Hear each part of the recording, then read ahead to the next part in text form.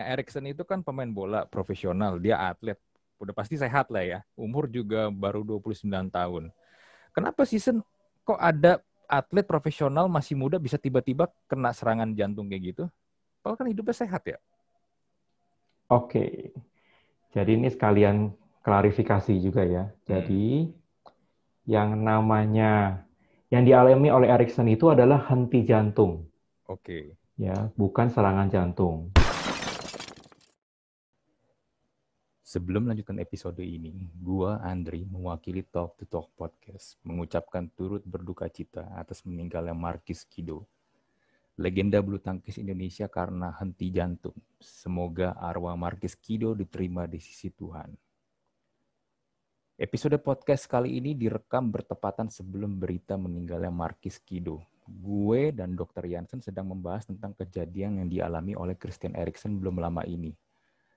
Tentu menjadi pertanyaan, mengapa atlet seperti Markis Kido dan Christian Eriksen bisa mengalami henti jantung ketika bermain? Bukannya mereka ini atlet yang hidupnya sehat? Ternyata faktanya, kejadian henti jantung ini bisa menimpa kepada siapapun. So, untuk lebih lengkapnya, Anda bisa menonton atau mendengarkan episode podcast ini sampai selesai dan bagikan kepada orang-orang yang Anda cintai lewat sosial media Anda. Karena pengetahuan tentang henti jantung ini sangat penting. Oke, gue gak berlama-lama lagi. So, enjoy the podcast. Welcome to Talk Podcast. Let's Talk Now. Jumpa lagi bersama gue Andri di sini dan gue kedatangan seorang guest. Ini temen gue udah lama. Dia sekarang berprofesi sebagai seorang dokter spesialis jantung di Rumah Sakit Eka Hospital BSD ya, Sen ya? Yes. Yes, oke. Namanya Jansen. Apa kabar Jansen? Atau gue panggil Dokter Jansen kali ya? Apa aja silakan. Kabar baik. Terima kasih sudah diundang Iya, untuk. sama-sama. Sama-sama, Sen. Hmm. Ya, Jansen ini gue kenal dia emang dari awal dia juga udah niat jadi dokter, kuliah di UI, ngambil spesialis juga jantung. Gue sering denger cerita dulu dia pas lagi ke Papua 2 tahun buat, apa tuh namanya, Sen, istilahnya? Kalau lu ke PTT. Papua, PTT, pegawai Iya, tidak tetap ya? tidak tetap ya. Iya. Biasanya dulu kalau dokter-dokter umum itu kita harus PTT dulu ya, sekian lama ke daerah setelah kita lulus dokter umum gitu. Iya. Dia memilih jalurnya ke Papua. Waktu itu lu di mana? Apa sih namanya? Gue lupa waktu itu lu sering cerita. Nama kampung. Asmat. Iya, Asmat. Nah, hari ini gue ngundang dia nih karena juga spesialisasinya dia juga, ekspertisnya dia juga. Kemarin kan akhir weekend kemarin tuh ada kejadian di Euro 2020, ada satu orang pemain Denmark, Christian Eriksen. Pas lagi menjelang babak pertama selesai, dia itu tiba-tiba kolaps dan katanya dia kena cardiac arrest atau serangan jantung minor. Nah, ini gue mau bahas sama dia nih, karena kalau ngelihat profilnya Eriksen itu kan pemain bola profesional, dia atlet, udah pasti sehat lah ya, umur juga baru 29 tahun. Kenapa season kok ada atlet profesional masih muda bisa tiba-tiba kena serangan jantung kayak gitu? Padahal kan hidupnya sehat ya? Oke. Jadi ini sekalian klarifikasi juga ya. Jadi yang dialami oleh Erikson itu adalah henti jantung, Oke. ya, bukan serangan jantung. Itu beda ya? Ya, itu dua hal yang berbeda ya. Hmm. Salah satu penyebab henti jantung memang serangan jantung. Jadi kalau kita ngomong serangan jantung, orang-orang tuh suka mengaitkannya tuh kayak ada penyumbatan pembuluh darah jantung, koroner, kemudian serangan jantung. Hmm. Nah, itu adalah serangan jantung. Nah, serangan jantung juga bisa menyebabkan henti jantung. Nah, Hmm. tetapi kalau pada atlet-atlet kita dengar banyak sekali loh, bukan cuma Erikson ini, ada Yeah. beberapa atlet memang yang sudah Hmm. henti jantung di lapangan, atlet sepak bola ada, atlet basket ada, Hmm. ya beberapa atlet-atlet yang lain juga. Nah, kebanyakan mereka ini bukan karena serangan jantung akibat penyumbatan. Hmm. Nah, jadi mereka sebagian besar itu karena biasanya sih sebagian besar karena ada kelainan irama jantung, atau yang kita kenal dengan istilah aritmia. Nah, irama jantungnya ini kebetulan adalah irama yang fatal, Hmm. yang menyebabkan bisa henti jantung, dan kalau misalnya tidak ditolong dengan segera bisa gawat buat penderitanya. Seperti itu. Oke, irama jadi maksudnya gimana nih? Kan contoh gini nih, kita pakai contoh Erikson aja lah ya. Kan dia tuh lagi sedang tanding kan ya. Dan seingat Yes. gua dia lagi mau nerima bola dari lemparan ke dalam tuh. Terus tiba-tiba dia jatuh gitu kan, melungkup gitu kan. Emang Ya, itu kenapa karena jadi? tiba-tiba yang tadinya jantungnya berdenyut dengan teratur, Mm-mm. nah tiba-tiba dia jadi denyutnya tuh jadi tidak teratur, jadi sangat cepat atau Oke. bahkan Mm-mm. sangat tidak beraturan. Nah, karena jantung yang tadinya pompanya bagus, Mm-mm. mengeluarkan darah ke otak dan ke seluruh organ tubuh, tiba-tiba bergerak, berdenyut sangat cepat karena gangguan irama, atau bahkan sangat tidak beraturan. Mm. Nah, itu menyebabkan darahnya nggak ada yang keluar lagi dari jantung ke tubuh. Nah, termasuk yang ke otak, makanya pasiennya langsung pingsan. Dan kalau Oke. tidak ditolong dengan segera, Mm. yaitu ancamannya akan nyawa. Mm. Ingat gak Mm. berapa lama yang lalu tuh, bulan lalu ada yang di jalan layang nontol juga tuh, Mm. Yang mana tuh gua kagak. pesepeda. Oh iya, pesepeda, iya iya iya, Ya, betul betul betul. meninggal juga di jalan layang nontol. Mm. Ya, ternyata begitu dicek di Garmin-nya itu heart rate-nya sampai 180 waktu itu. Mm. Nah, ya itu kejadiannya kalau misalnya kalau Erikson tidak mendapatkan pertolongan, Mm. nasibnya bisa sama kayak yang pesepeda itu. Nah, Oh. masalahnya di pesepeda ini tidak mendapatkan pertolongan yang layak. Makanya dia tidak bisa diselamatkan waktu itu. Nah, Mm. bersyukurlah kalau misalnya teman-temannya, anggota timnya, semuanya tuh ngerti bagaimana harus melakukan pertolongan pertama pada pasien-pasien yang henti jantung. Gitu. Mm. Jadi sekali lagi, henti jantung itu beda dengan serangan jantung ya. Oke, berarti ini biarpun tidak punya, gini karena yang gue baca Erikson sendiri pun selama tes medis kan tidak punya ini ya gangguan jantung, dan juga kalau lihat dari track recordnya keluarganya pun juga tidak ada sejarah dia tuh punya gangguan jantung ya, serangan jantung. Berarti ini bisa menimpa siapa aja dong kejadian henti jantung ini? Oh, sangat bisa. Jadi henti jantung ini sangat bisa kena ke siapa saja, dan bahkan ke orang-orang yang memang kita anggap sebagai orang-orang yang sangat sehat sekalipun. Ya, Hmm. terbukti banyak sekali atlet-atlet yang kena henti jantung dan akhirnya bahkan sampai meninggal di lapangan karena itu. Ya. Nah, ada beberapa gangguan irama memang yang kita tidak bisa deteksi lewat pemeriksaan biasa. Jadi butuh pemeriksaan lebih dalam. Hmm. Nggak bisa periksa cuma lewat EKG biasa atau USG jantung biasa, ya, atau pemeriksaan treadmill biasa, tidak bisa. Mungkin kita harus lebih dalam seperti pemeriksaan MRI misalnya dan lain sebagainya untuk memastikan adanya kelainan pada pasien-pasien tersebut. Hmm. Ini gue sebelum nanya faktor penyebab ya, Hmm. gue sempat baca di berita pas lagi dia kolaps kaptennya dan makan Simon Kier itu langsung menghampiri Erikson dan dia memberikan pertolongan pertama lah ya, dan juga memastikan Ya. supaya Erikson itu nggak menelan lidahnya. Emang bisa menelan lidah tuh maksudnya gimana sih? Oh, bukan menelan lidah sih, Hmm. maksudnya. Nah, ini tadi gue bilang ya. Hmm. Jadi betapa pentingnya orang-orang atau pasien-pasien yang menderita henti jantung itu mendapat pertolongan segera. Hmm. Karena hitungannya bukan lagi jam, tapi hitungannya menit. Hmm. Kalau dalam 6 menit pasien tersebut atau penderita henti jantung tidak mendapatkan pertolongan, pasien tersebut atau penderita henti jantung tersebut pasti akan meninggal. Karena otak itu cuma bisa bertahan sampai 6 menit tanpa suplai oksigen. 6 Hmm. menit dia akan meninggal. Hmm. Nah, makanya itu hebatnya sang kapten bisa menyelamatkan nyawanya dengan memberikan CPR atau basic life support. Ya, Hmm. untuk Erikson ini memberikan pompa jantung sehingga aliran darahnya bisa kembali. Nah, masalah. Nah, kalau kita ngomongin basic life support tuh ada tiga sebenarnya. Hmm. Ada tiga komponen. Yang pertama adalah sirkulatory atau denyut jantung, Hmm. ya.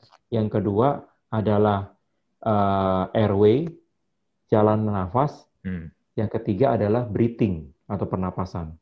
Hmm. Nah, ya jadi kalau yang supaya menahan lidah jangan sampai jatuh ke belakang itu atau tertelan, bukan tertelan sih istinya, lidahnya jangan sampai jatuh ke belakang. Hmm. Kenapa?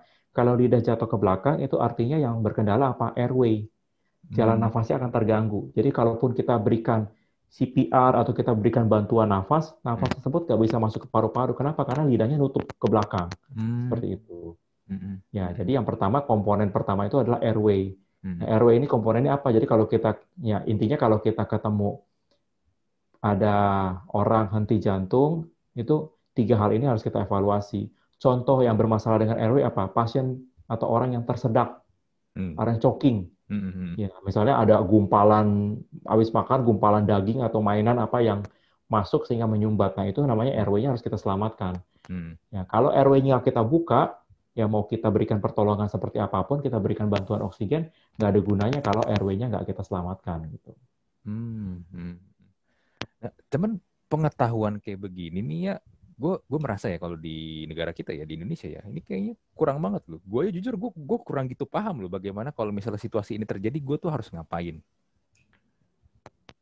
Nah, itu dia. Makanya kalau dilihat di berita-berita tuh yang memang tragis tuh, apa Hmm.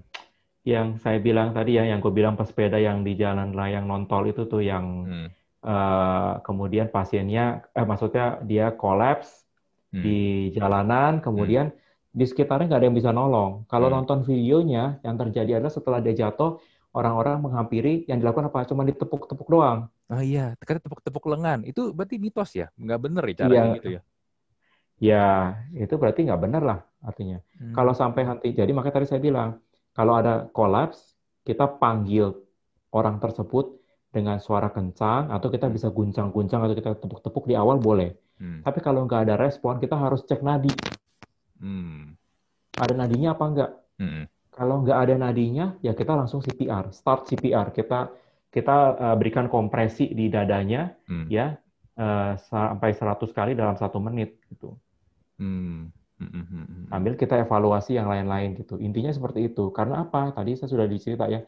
Pokoknya kalau 6 menit otak nggak dapat oksigen, Hmm. ya dia akan pasien itu nggak akan survive gitu. Hmm. Hmm.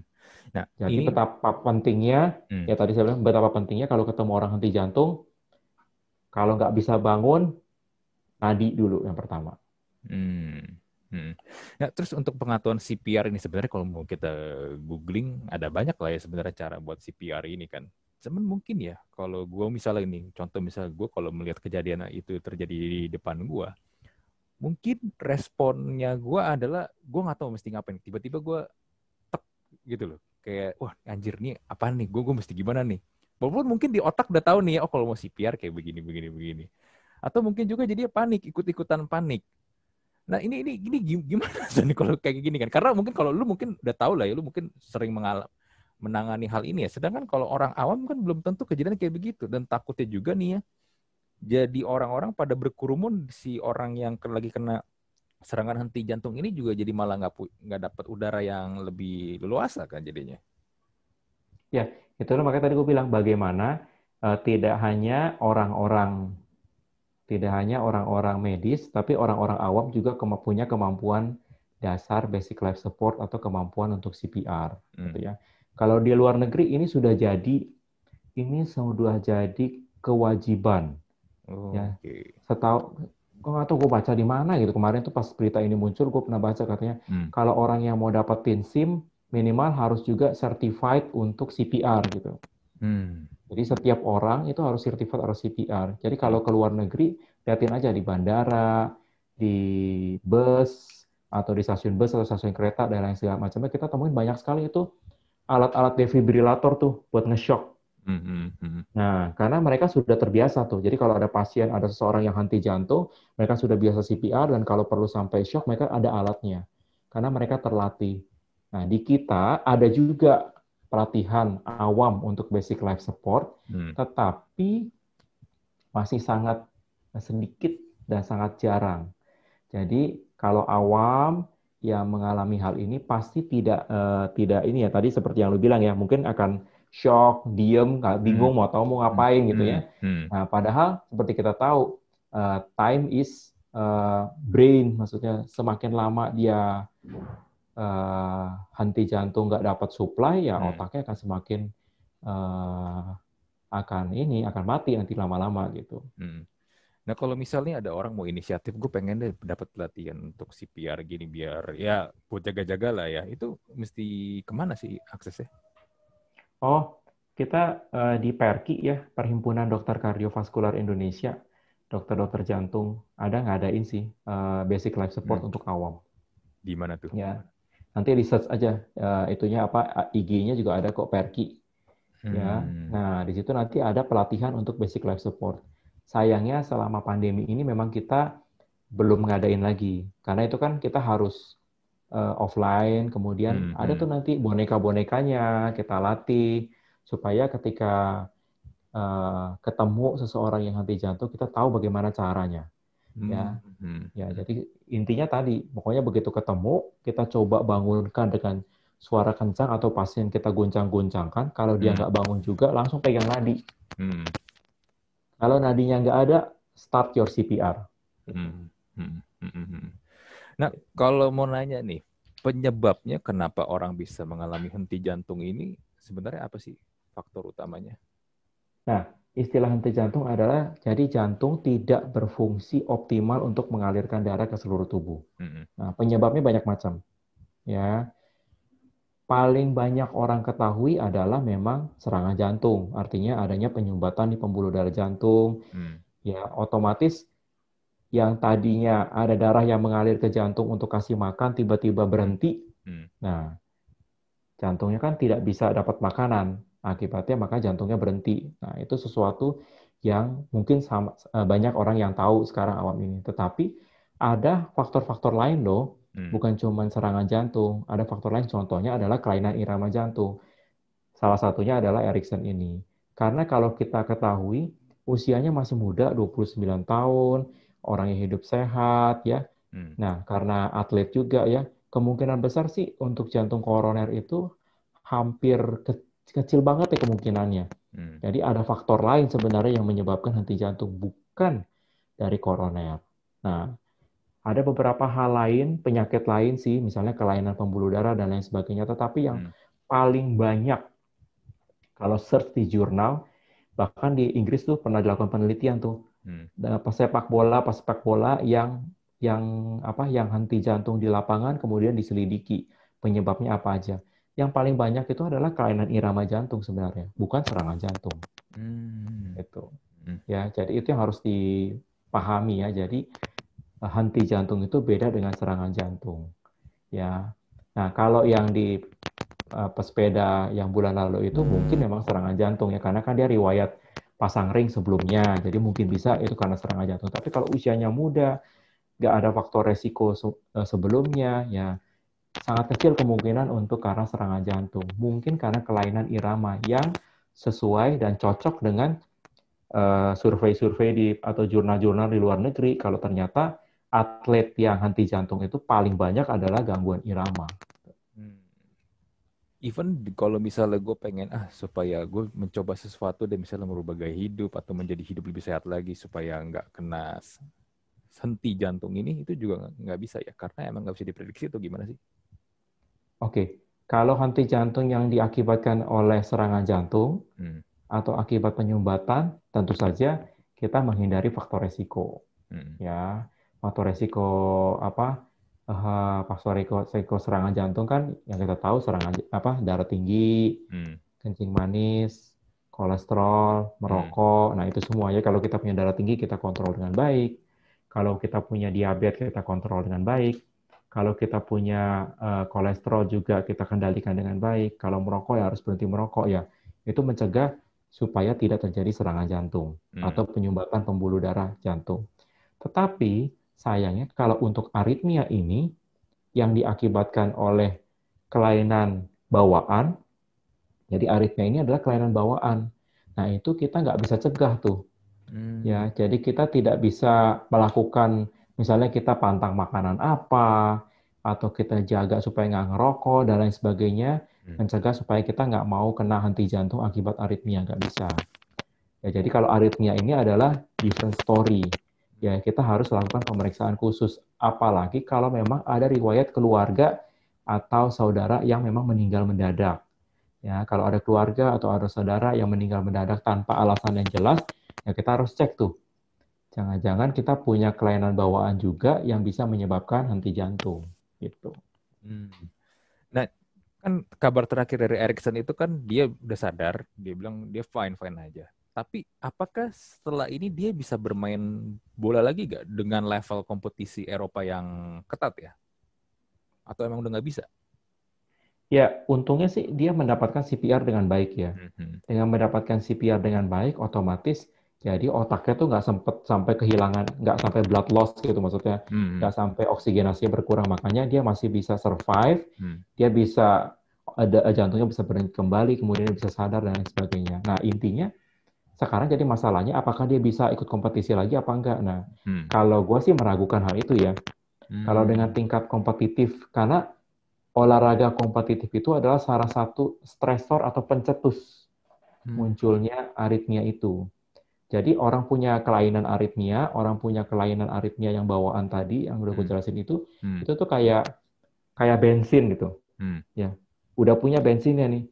Nah, sedangkan olahraga kompetitif itu adalah sebagai korek apinya, dia langsung menyulut timbulnya aritmia. Hmm. Nah, jadi Hmm. kalau misalnya dia nggak olahraga kompetitif, ya mungkin aritmianya nggak bakal muncul-muncul gitu. Hmm. Hmm. Jadi kemungkinan besar sih kalau Erikson ini memang menurut gue sih agak sangat susah ya untuk dia ikut kompetisi lagi karena bisa sangat berbahaya untuk nyawanya gitu. Hmm. Hmm. Hmm. Kecuali ada faktor lain ya. Hmm. Misalnya ada faktor pencetus lain dan pencetusnya itu bisa diatasi misalnya gitu. Kalau nggak ada sih, kalau karena kelainan bawaan dan aritmia memang agak susah dia bisa ikut kompetisi lagi. Oke. Ini yang menarik gini nih, tadi lu bilang ini, salah satu pencetusnya adalah karena si atlet ini ikut kompetisi sih yang ketat ya. Betul. Yang bisa misalnya seminggu bisa tanding 2 sampai 3 pertandingan, terus juga ya kalau bola kan 90 menit ya. Nah, Ya, berarti kan kalau pertandingan-pertandingan olahraganya yang setipe kayak sepak bola yang kompetisinya ketat atau misalnya contohnya kayak basket segala macam itu, berarti atlet-atlet yang seperti ini yang akan lebih punya peluang kena seperti yang yang terjadi di Erikson dong berarti ya.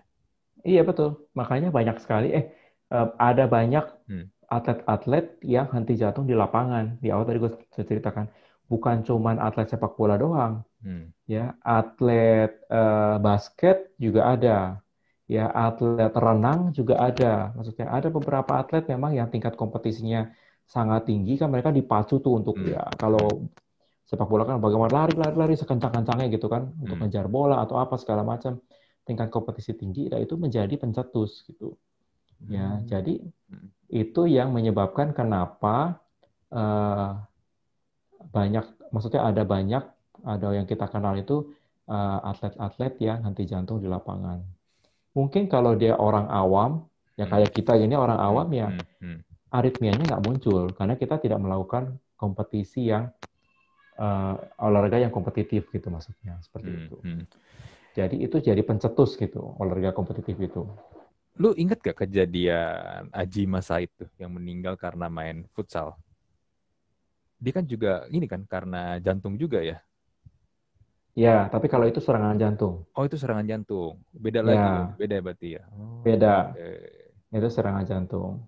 Ya, Hmm. kalau yang diragukan bukan serangan jantung, contohnya yaitu suaminya BCL tuh, Ashraf Sinclair. Oh, oke. Ya, itu juga henti jantung dan mungkin bukan serangan jantung, tetapi kemungkinan besar juga gangguan irama gitu. Hmm. Tapi Aritmia itu. tapi kan si Ashraf itu kan sedang tidak bukan atau malah jadi bukan atlet kan Sen, bukan atlet yang ikut kompetisi ketat. Jadi walaupun gue tahu dia rajin olahraga juga gitu loh, tapi kan bukan yang kayak ya kalau sama Erikson dibandingin beda lah. Dia hitungannya juga awam lah walaupun juga rajin olahraga kan. Iya, ya, oke. Ya itu kan hanya asumsi saja sebenarnya. Hmm. Ya, pertama hanya asumsi saja. Kalau misalnya kayak Haji Mas Said, dia tuh sempat ada keluhan. Hmm. Makanya karena sempat ada keluhan, dia sempat tuh ke rumah sakit, sampai dibawa ke rumah sakit kan. Hmm. Hmm. Nah, sempat dapat penanganan apa segala macam. Nah, itu kalau serangan jantung umumnya kayak begitu. Jadi biasanya udah ada gejala awal tuh. Tapi Hmm. kalau misalnya yang nggak ada gejala sama sekali, ya itu biasanya kelainan irama jantung atau aritmia tuh. Hmm. Jadi tiba-tiba henti jantung, nggak tertolong, langsung lewat. Nah, itu kan ceritanya si Asap tuh ditinggalin mandi doang sama BCL kan. Mm, Tiba-tiba mm, keluar udah nggak ada. mm, mm, mm, Ya, kalau dia ada keluhan, kalau orang serangan jantung biasanya ada keluhan dulu tuh. Dia ngeluh nyeri, dia ngeluh sesak, dia bisa teriak, dia bisa minta tolong dan lain sebagainya. mm, Kalau aritmia nggak ada.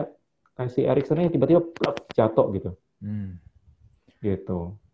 Anjir, ngeri ya. Maksud gue jadi itu bisa menimpa siapa aja kan? Iya, itu bisa menimpa siapa aja. Makanya, Iya. makanya ya sangat wajar. Hmm, Gue rasa ya kita harus punya kemampuan basic life support yang baik gitu. hmm, Maksudnya kalau kita ketemu orang-orang yang henti jantung mendadak, hmm, ya otomatis kita punya kemampuan untuk melakukan basic life support. hmm, Jadi benar tuh kalau yang di berita-berita dibilang kalau ada kita ketemu orang yang henti jantung bukan ditepuk-tepuk, tapi hmm, kita harus start CPR immediately. hmm, Gitu. Karena itu hitungan detik, hitungan menit itu adalah yang sangat penting. Makanya kita lihat outcome-nya dengan jelas. Begitu cepat Erikson ditangani, maka sekarang dia sudah pulih. hmm, Dia sudah survive. Ya mungkin, ya kita nggak tahu sih, mungkin kemungkinan besar sih otaknya nggak sampai cacat ya menurut gue sih gitu. Karena cepat banget maksudnya mendapatkan pertolongan. hmm, Tapi kalau masalah ikut kompetisi lagi, itu dua hal yang berbeda. hmm, Maksudnya. Ya karena kan kalau dia bisa ikut lagi, takutnya ada jadi pencetus lagi dan bisa berbahaya buat dirinya gitu. Mungkin hmm, second chance nggak akan datang lagi gitu. Kalau tiba-tiba nanti dia kena itu lagi, hmm, belum tentu orang-orang di sekelilingnya punya kemampuan yang sama untuk melakukan pertolongan gitu. betul betul. Terakhir tuh yang kena henti jantung ini Iker Casillas kan. Nah, ini yang apa action figurnya Oh iya, lagi gue pajang tuh. Emang betul. setelah itu dia akhirnya udah nggak main lagi, pensiun udah. Iya betul. Itu juga henti jantung juga. Tapi gue nggak ngikutin sih. Gue Hmm, nggak ngikutin dengan baik. Apakah waktu itu dia ada penyumbatan atau memang karena aritmia? Gue nggak ikutin soal kalau Iker Casillas. hmm, hmm. Dia kalau dia lagi latihan, nggak lagi tanding, tiba-tiba dia Oke. kolaps tuh. Hmm. Hmm, ngeri juga itu. Nah, terus gini, Sen. Apakah, gue pernah baca nih, apakah memang kalau untuk kasus jantung ini nih, gangguan jantung ini lebih banyak menimpa cowok dibandingin cewek? Eh, Prosentasenya sih sama ya. Hmm, Ya, sebenarnya sih tidak kalau secara gender sebenarnya sama. Tetapi mungkin kenapa yang lebih banyak eh, kejadiannya tuh cowok hmm, karena untuk kita lihat itu olahraga kompetitif banyak dilakukan oleh yang cowok dibandingkan yang cewek gitu. hmm, Gitu. hmm, Tapi kalau kita ngomong presentasi genetik itu sebenarnya sih sama. Jadi yang wanita juga yang cewek juga ada gitu yang hmm, punya kelainan atau kelainan genetik yang hmm, prone untuk aritmia. hmm, Tapi mungkin tidak manifestasi karena mereka lebih jarang melakukan olahraga yang kompetitif dibandingkan yang cowok gitu. hmm, hmm. Jadi ini nih, ini mungkin ini kali ya pemikiran bodoh gue aja sih. Apakah kalau dengan begitu, misalnya kayak kita awam gini, kalau olahraga boleh, tapi jangan terlalu sampai yang lupus gila-gilaan lah. Oh ya betul. Makanya kalau olahraga kita punya namanya heart rate zone. Hmm, Heart rate zone ya. Saya nggak tahu sih apakah orang-orang cukup familiar apa enggak ya. hmm, Artinya ya kita punya heart rate maksimal dan kita punya heart rate training zone hmm, ya. Jadi umur berapa? Misal kalau umur gue 40 gitu ya, umur gue hmm, 40 hmm, artinya berarti denyut maksimalnya itu adalah cara ngitungnya adalah 220 kurang 40 kurang umur kita hmm, ya. 220 kurang 40 berarti berapa? 180. 180. Itu adalah denyut maksimal. Denyut maksimal kita. Denyut Hmm, maksimal gue deh. hmm, Ya, denyut maksimal gue. Ya. Olahraga kita cuma boleh di 60 sampai 70% aja dari itu. hmm, Itu zone 1 hmm, ya, zone untuk exercise. Kita boleh paling maksimal di zone 2. Zone 2 itu artinya 70 sampai 80% hmm, gitu. Kita nggak boleh lebih dari itu gitu. Kalau lebih dari itu ya itu akan sangat berbahaya karena olahraga kita tidak akan lagi memberikan efek yang baik atau manfaat yang baik buat buat jantung terutama. Kita hmm, namanya over exercise. hmm, Makanya pada orang-orang yang lakukan olahraga itu, apalagi sepeda gitu, mereka suka lengkapin dengan apa tuh, cyclo tuh. hmm. Ya, cyclokomputer. Jadi mereka tahu kan, ya Hmm. mereknya banyak macam lah. Ya, cyclokomputer tujuannya apa? Jadi kita selain ngukur speed, kita juga bisa ukur tuh heart rate kita berapa Hmm. Hmm. gitu. Hmm. Hmm. Hmm. Jadi kita nggak boleh over exercise di mana denyutnya itu melebihi 80% daripada Hmm. denyut maksimal. Hmm. Jadi kalau denyut maksimal gue 180 ya 80%-nya. Hmm. 80%-nya kurang lebih 144. Ya, jangan lebih dari itu gitu. Hmm. Hmm. Ya, kalau kita mau olahraga. Nah, ini menarik nih kalau ngomong tentang mengukur denyut ya. Waktu itu pas lagi ini di luar sih, pas sebelum pandemi ya. Kan Apple itu kan keluarin Apple Watch ya. Ya, Apple Watch itu kan bisa ngukur detak jantung lu kan yes. di jamnya kan. Nah, waktu itu ada di acara konferensi apa gitu. Orang-orang tuh pas ketemu Tim Cook dan waktu itu Apple Watch belum lama launching pada berterima kasih sama Tim Cook. Karena kenapa? Ternyata Apple Watch itu sangat-sangat membantu buat orang-orang yang memang udah tahu ada gangguan jantung atau mungkin mereka yang kayak misalnya kejadian kayak mengukur detak jantung itu sangat membantu banget, San. Oh ya betul. Karena ya Apple Watch atau beberapa Apple smartwatch itu sekarang udah Hmm. bisa ngukur denyut jantung tuh. Hmm. Nah, itu tidak hanya bisa ngukur denyut jantung, tapi juga bisa ngukur apakah denyutnya itu teratur atau tidak teratur. Hmm. Hmm. Kelihatan tuh di situ. Hmm. Ya, kalau dia denyutnya nggak teratur, misalnya tadinya harusnya teratur, duk, duk. Hmm. Kalau misalnya ada yang nggak teratur, duk, duk, duk, duk, duk. Misalnya gitu, Hmm. kelihatan nanti di jam itu. Hmm. Nah, Hmm. karena sebagian besar orang yang mempunyai kelainan irama jantung, Hmm. nah, itu asimptomatik biasanya nggak ada keluhan. Sampai ada kejadian fatal yang terjadi. Hmm. Gitu. Jadi kalau dia punya Apple Watch atau dia punya smartwatch yang lain yang bisa ngukur denyut Hmm. dengan baik, Hmm. dia bisa tahu tuh denyut saya normal apa enggak nih. Normalnya kan waktu istirahat 60 sampai 100 kali. Hmm. Nah, yang pertama, ya pada waktu istirahat normal ya. Kemudian yang kedua, dia juga bisa ngukur pada waktu exercise tadi seperti gue cerita ya. Hmm. Bagaimana ketika exercise dia bisa lihat denyutnya berapa. Apakah denyutnya itu sudah melewati eh, zone exercise apa enggak ya. Nah, yang ketiga, dengan smartwatch itu dia bisa tahu Hmm. juga, oh ternyata saya punya kelainan irama jantung yang selama ini mungkin asimptomatik atau nggak ada keluhan sama sekali. Hmm. Gitu. Jadi Hmm. ketika dia pasang itu dia jadi tahu gitu. Hmm. Hmm. Gitu. Salah satu gunanya smartwatch ya, nggak cuman pamer doang jadinya. Tapi itu be honest ya, balik lagi gue sebagai orang awam ya, gue abai loh sebenarnya terhadap begitu-begituan loh. Kayak misalnya, oke, ada jam, ada smartwatch bisa ngukur detak jantung. Ya maksud gue nganggap itu sebagai ya fitur aja. Tapi ternyata setelah ada kejadian seperti ini, ya memperhitungkan faktor gue juga udah mulai berumur juga, ini ternyata jadi penting banget ya. Krusial banget ya ternyata ya. Yes. Ya karena tadi itu tadi ceritakan ada 3 poin yang kita bisa manfaatkan dari smartwatch itu kan. Jadi Hmm. bukan cuma ngukur denyut nadi pada waktu istirahat, Hmm. tapi juga pada waktu kita exercise, ya kita bisa ngukur dengan pasti tuh denyut kita berapa. Kalau kita mau exercise kita bermanfaat dan memberikan efek yang baik untuk jantung, Hmm. ya jaga supaya exercise-nya itu jangan melebihi dari 80% denyut maksimal kita Hmm. gitu. Kalau Hmm. lebih dari itu ya itu bisa berbahaya gitu. Jadi kita harus di bawah itulah gitu. Hmm. Hmm. Hmm. Benar, benar, benar, benar. Harus sadar umur juga berarti ya. Lu udah nggak semudah dulu lagi, jangan diforsir lah. Betul. Hmm. Ya kadang-kadang kan kalau kita olahraga tuh Hmm. apalagi kalau orang yang kompetitif ya, Hmm. olahraga yang kayak ya kita ngomong sepeda lah gitu ya, Hmm. kalau Hmm. Hmm. tiba-tiba di samping di balap orang kan panas langsung. Iya. Ini nggak peduli dia umurnya udah 50, udah 60, dia hajar juga dia. Yang di sebelah umurnya masih 20. Ya misalnya yang dia tuh Iya, iya. yang digenjot terus denyut nadinya Hmm. langsung naik. Hmm. Ya, akibatnya ya bisa terjadi serangan jantung. Hmm. Nah, itu yang terjadi. Bagaimana pentingnya ketika kita olahraga, kita mengenal zona latihan dari kita masing-masing. Ya Hmm. saya sama sama teman-teman yang lain mungkin yang jauh lebih muda ya beda. Yang lebih muda mah mau denyut jantungnya sampai 160 juga nggak masalah dia. Buat dia itu masih dalam zona latihan. Hmm. Buat kita itu udah di luar zona latihan. Itu bisa harmful kalau kita sampai denyut sampai 160, 170 ya nggak boleh. Hmm. Betul, Ya, tapi betul. kalau yang umurnya masih 18 tahun, it's okay nggak? It's okay. Hmm. 160 mah nggak ada masalah buat mereka gitu. Hmm.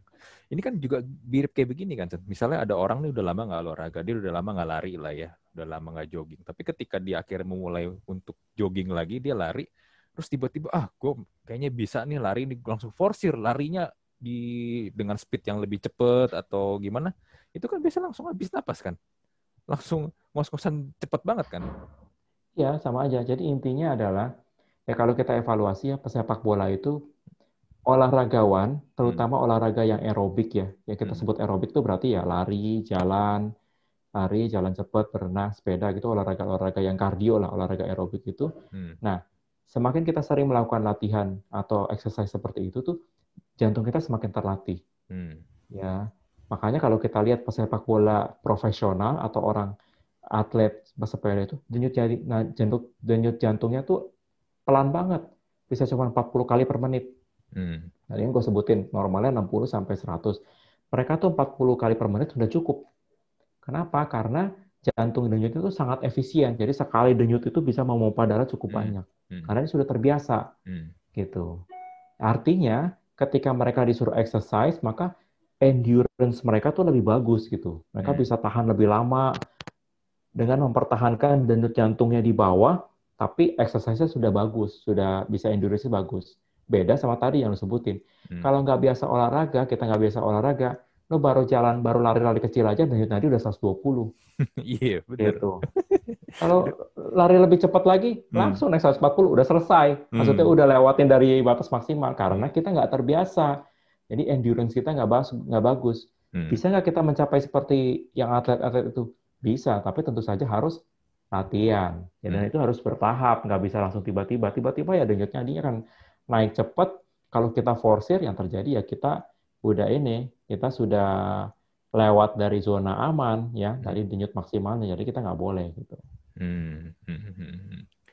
Oke, oke. Ini pembicaraan hari ini nih menarik sekali sih kalau buat gue ya pribadi ya. Ya gue juga rajin olahraga, nge-gym segala macam gitu. Tapi untuk awareness terhadap denyut jantung ini nih gue bener-bener ini sih buta banget sih kalau lu nggak kasih informasi ya di episode podcast kali ini ya. Makanya tuh kalau kita nge-gym tuh, kalau kita treadmill Hmm. ya, atau sepeda ya, atau olahraga kardio tuh biasanya tuh ada tuh denyut nadi di situ tuh. Iya, iya, ada Ya. bener bener Nah, ada. Hmm. kalau kita perhatiin, nah kalau misalnya trainer-trainer yang benar, mereka pasti akan ngajarin bagaimana supaya kita tetap menjaga heart rate kita tuh di zona aman, di zona 2. Hmm. Tuh. Hmm. Yang 70 sampai 80% tadi untuk mendapatkan efek yang maksimal.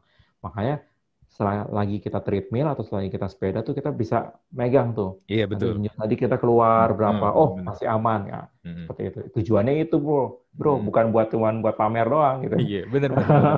Cuma masalahnya kan gue emang jarang kardio ya kalau di tempat gym. Gue banyak kan emang pakai lebih ke weight exercise ya kan. Jadi gue emang jarang sih menggunakan alat-alat treadmill yang ada di tempat gymnya. Tapi Ya, memang sih itu lu bisa kelihatan sih ketika lu pegang itu ya yang apa tuh yang pegangan ini sensornya tuh langsung itu tuh ya, kelihatan. Kalau lu lepas dia udah hilang langsung. ya, Dia cuma ngukur speed lu doang. ya. Jadi tujuannya emang itu untuk mengukur heart rate kita supaya untuk menilai apakah kita ada di zona latihan yang benar apa enggak. Hmm. Ya. Hmm. Hmm. Kalau kita di luar zona yang kita atau lebih tinggi, ya tentu saja kita harus ngurangin speednya. Atau kita ngurangin inklinasinya, atau kita ngurangin speednya, tujuannya supaya heart rate kita turun. Hmm. Supaya kita tetap aman di zona 2 tadi. Hmm. Itu yang penting. Hmm. Gitu. Ya, jadi ya kalau trainer-trainer yang oke, pasti mereka sudah ngajarin.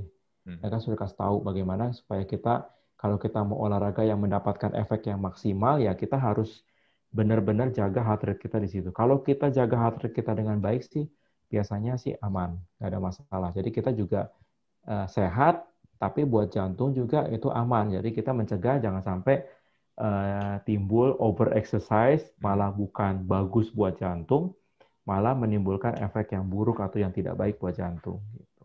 Hmm. Hmm. Hmm. Oke, ini menarik sekali pembicaraannya. Mudah-mudahan buat yang dengerin podcast episode kali ini, buat kalian yang umurnya udah menyentuh 40 atau lebih dari 40 nih yang harus aware nih. Jangan sampai gara-gara mau sehat tapi berlebihan. Itu sekali. Iya, iya. Oke, Sen. Thank you banget lu buat sharingnya. Thank Ini you. gue yakin banget ini buat nanti yang dengerin podcast episode kali ini sangat berguna banget. Karena gue yakin juga di para audiens podcast gue, pendengar podcast gue juga banyak yang suka olahraga soalnya juga. Sip. Oke. Kita close episode kali ini. Sekali lagi buat Jansen, thank you banget buat informasinya. Kita close. Jansen dan gue mohon pamit. Kita jumpa lagi di episode berikutnya. Bye.